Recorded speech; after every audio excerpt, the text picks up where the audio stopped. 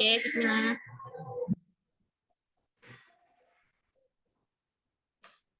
Oke, sebelumnya Assalamualaikum warahmatullahi wabarakatuh. Bagaimana kabarnya teman-teman? Alhamdulillah baik, Mbak Anggi. Alhamdulillah. Oke, pada siang hari ini kita berkumpul untuk membahas tentang tugas kita, yaitu terkait dengan learning experience and instruction, ya dari mata kuliah perancangan dan pengembangan kurikulum. Nah, pada saat ini nanti grup kami sudah berkumpul, ada Agung Yoga Baskara. Ya. Lambaikan tangan, Mas. Oke, kemudian ada Mas Ardian Rasyid Pradana, ya, dan juga ada Mbak Aan Nur Agustin. Oke, nah pada siang hari ini seperti yang sudah kita tahu bahwa di dalam UBD atau Understand by Design, ketika kita ingin membuat learning experience, kita bisa menggunakan metode atau desain yaitu where to.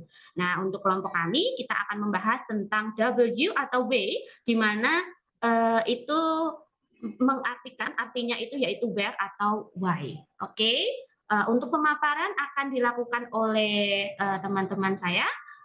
Yang pertama, oke, akan dilanjutkan oleh Mbak Aan Nur Agustina. Waktu dan tempat saya berikan. Baik, terima kasih Mbak Anggi atas waktu dan kesempatan yang diberikan. Di sini saya akan menjelaskan tentang W ya, yang pertama yaitu where and why. Nah, seperti yang sudah kita ketahui di dalam kurikulum UBD, tahap terakhir dalam proses perencanaan kurikulum adalah tahap membuat learning experience dan instruction atau rencana pembelajaran, yaitu menyusun langkah pembelajaran yang paling tepat agar hasil dan bukti pembelajaran dapat tercapai dengan baik. Nah, di dalam perencanaan dan instruksi pembelajarannya, UPD sendiri menggunakan desain where to, yaitu W, where, why, and what. Jadi ada 3 itu. Nah, di sini rumusannya yaitu ada where is it going, mulai dari mana. Nah, di sini isi dari langkah W ini adalah untuk mendesain bagaimana pendidik akan membantu peserta didik untuk mengetahui dari mana konsep pemikirannya berasal dan mengapa mereka memikirkan konsep tersebut, sehingga guru mengetahui dari mana dia harus memulai pembelajaran. Jadi di sini where is it going, dimulai dari mana ini guru harus tahu kemampuan awal dari peserta didiknya agar nantinya juga bisa mendesain pembelajaran yang sesuai dengan kemampuan awal yang dimiliki oleh peserta didik. Oke, boleh di next, Mas. Nah, selanjutnya, apa tujuan pembelajaran Anda? Di sini, perancang pembelajaran harus membuat tujuan yang jelas bagi peserta didik. Rancangan benar-benar harus memiliki beberapa hal, yaitu yang pertama, mencakup serta menjelaskan tentang ide-ide utama. Yang kedua, mengandung pertanyaan-pertanyaan esensial. Yang ketiga, hasil atau kinerja yang diharapkan. Dan kriteria asesmen atau evaluasi yang menentukan tujuan atau pencapaian yang diharapkan. Jadi, guru juga harus merancang atau membuat tujuan yang jelas bagi peserta didik karena nantinya juga menentukan asesmen yang akan dipakai pada akhir pembelajaran. Apakah sudah mencapai tujuan pembelajaran atau belum seperti itu. Oke, boleh di next, Mas. Nah, bagaimana posisi kemampuan peserta didik dilihat dari tujuan pembelajaran? Apabila melihat dari tujuan pembelajaran, kemampuan peserta didik berada pada posisi di mana mereka diharapkan mampu untuk mencapai tujuan pembelajaran yang telah ditentukan. Kemudian, peserta didik nantinya diharapkan bisa memenuhi 6 kriteria penilaian. Yang pertama yaitu mampu menjelaskan, yang kedua mampu menginterpretasi, yang ketiga mampu mengaplikasikan, yang keempat memiliki perspektif, yang kelima mampu berempati, dan yang keenam adalah memiliki pengetahuan diri. Oke. Terima kasih dari saya. Oke, terima kasih atas pemaparannya. Akan dilanjutkan oleh Mas Agung. Monggo, Mas Agung. Baik, terima kasih Mbak Anggi atas kesempatan yang telah diberikan. Berikutnya adalah pertanyaan mengapa tujuan pembelajaran itu seperti itu. Di sini hal ini karena tujuan pembelajaran dibuat berdasarkan capaian pembelajaran yang menjadi fokus pada rancangan pembelajaran agar proses pembuatan rancangan pembelajaran tidak keluar dari tujuan utama atau capaian pembelajaran yang telah disepakati sebelumnya. Sehingga pada langkah ini guru itu harus memperhatikan level pemahaman yang hendak dicapai oleh peserta didik, termasuk di dalamnya itu kemampuan awal siswa atau prior knowledge. Yang berikutnya adalah memberitahukan learning goals atau tujuan pembelajaran pada peserta didik pada awal pembelajaran dan menjelaskan alasan kenapa harus mempelajari materi tersebut atau materi terkait. Selanjutnya baru menjelaskan apa yang harus mereka lakukan dalam pembelajaran tersebut, seperti proyek apa yang harus dikerjakan, apakah ada unjuk kinerjanya, dan seperti apa kriteria penilaiannya.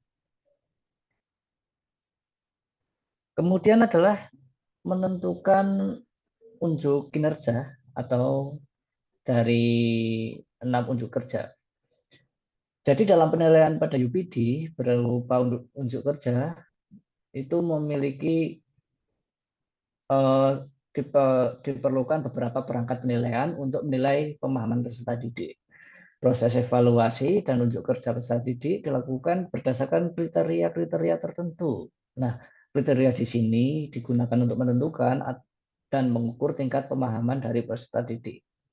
Kriteria yang tepat adalah yang mampu untuk menyoroti aspek-aspek bukti dari unjuk kerja atau sesuai dengan tujuan pembelajaran yang di awal. Kriteria bukan hanya bagian yang mudah dilihat, namun misalnya ada kesalahan mengeja atau kesalahan melafalkan, bisa saja mengenai imajinasi peserta dari peserta didik tersebut. Selain itu, kriteria penilaian juga harus bisa digunakan untuk mengukur keterlibatan peserta didik selama proses pembelajaran berlangsung. Nah, apa saja kriterianya? Ada di slide berikutnya. Berikut adalah unjuk kinerja dari 6 unjuk kerja.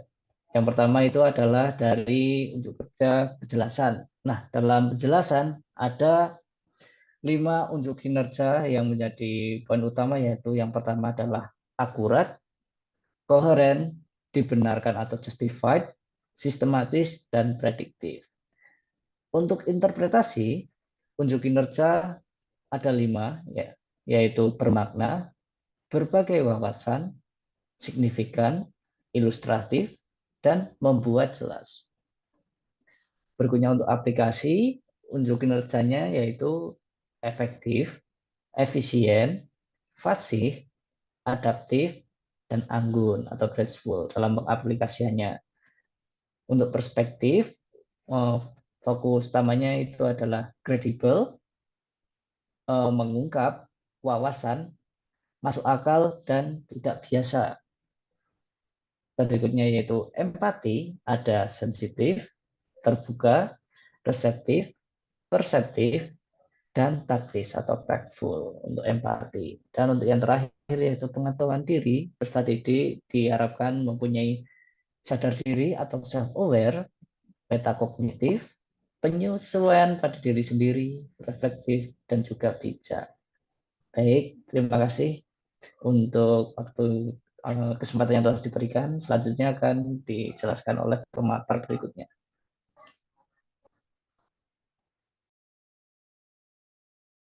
Silakan, Bang.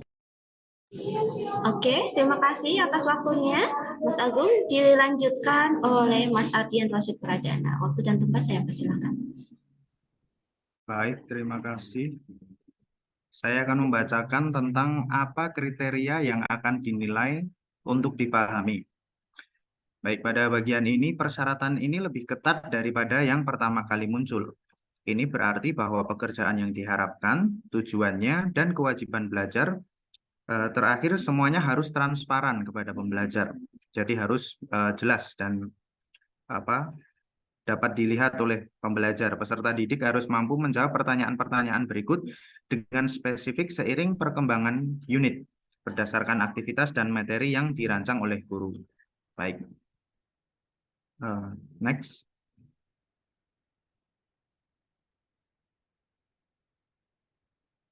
Nah, berikut adalah kumpulan goals yang terangkum pada beberapa poin pertanyaan-pertanyaan berikut. Nomor 1 adalah apa yang harus saya pahami pada akhir unit dan seperti apa pemahaman itu. Kemudian apa kewajiban terakhir saya, pengetahuan, keterampilan, tugas, dan pertanyaan apa yang harus saya kuasai untuk memenuhi kewajiban tersebut dan menunjukkan pemahaman serta kecakapan. Kemudian apa tugas langsung saya, bagaimana ini membantu saya memenuhi kewajiban menyeluruh saya. Kemudian bagaimana pekerjaan hari ini berhubungan dengan apa yang kita lakukan sebelumnya. Apa yang paling penting dari pekerjaan ini? Bagaimana karya akhir saya akan dinilai? Mana kinerja saya yang dapat sudah baik dan mana yang masih perlu perbaikan atau peningkatan. Apa yang dapat saya lakukan untuk meningkatkan kinerja saya. Berikut itu adalah kumpulan-kumpulan dari goals yang terangkum dalam beberapa pertanyaan-pertanyaan. Baik, selanjutnya.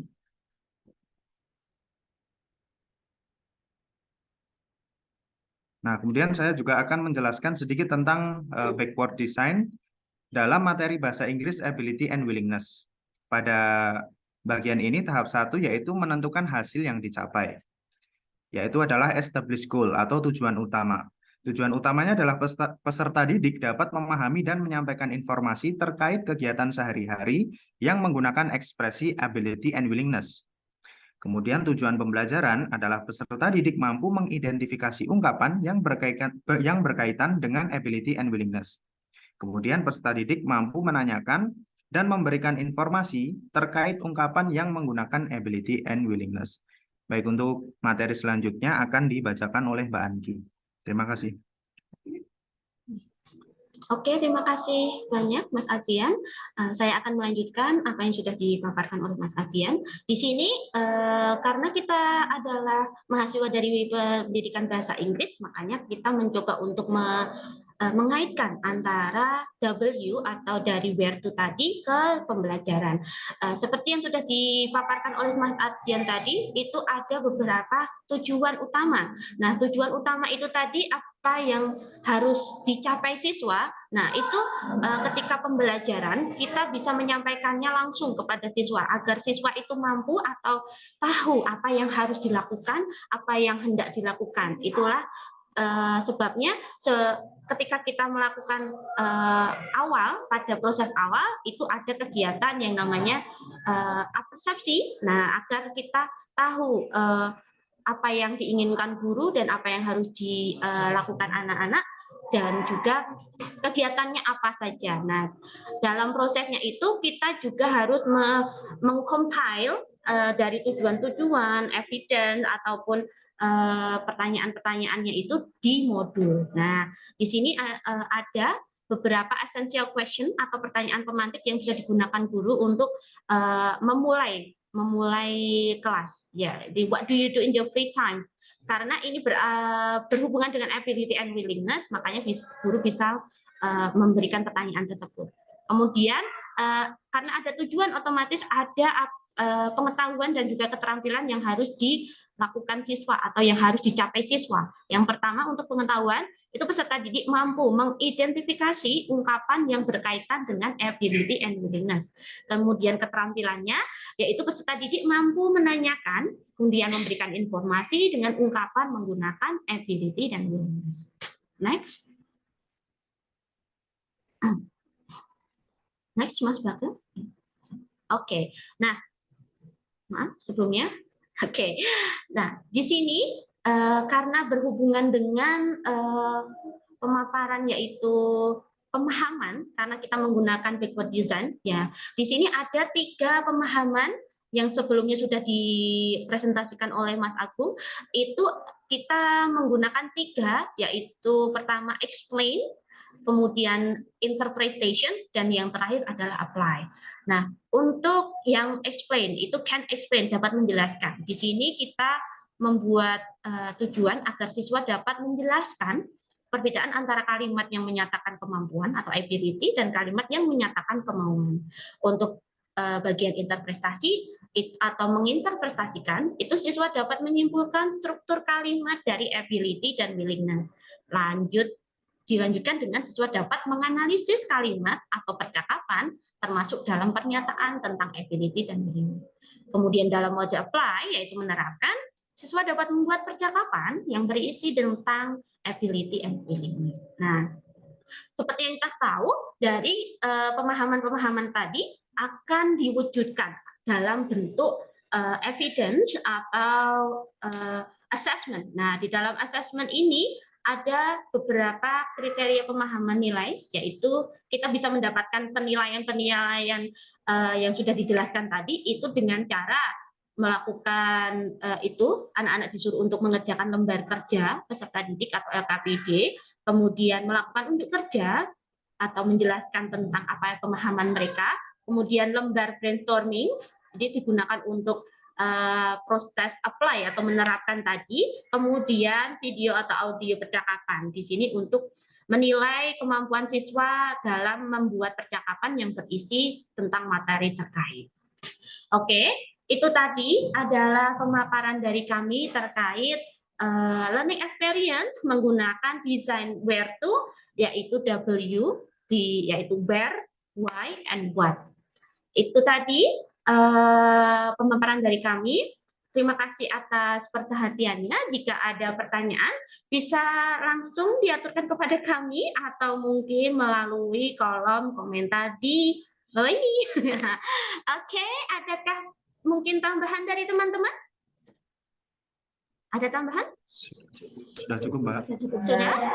Oke, baiklah. Jika sudah tidak ada pertanyaan, saya akan tutup diskusi pada siang hari ini. Terima kasih atas perhatiannya teman-teman. Billahi taufiq wal hidayah. Wassalamualaikum warahmatullahi wabarakatuh. Dadah semuanya. Waalaikumsalam warahmatullahi wabarakatuh.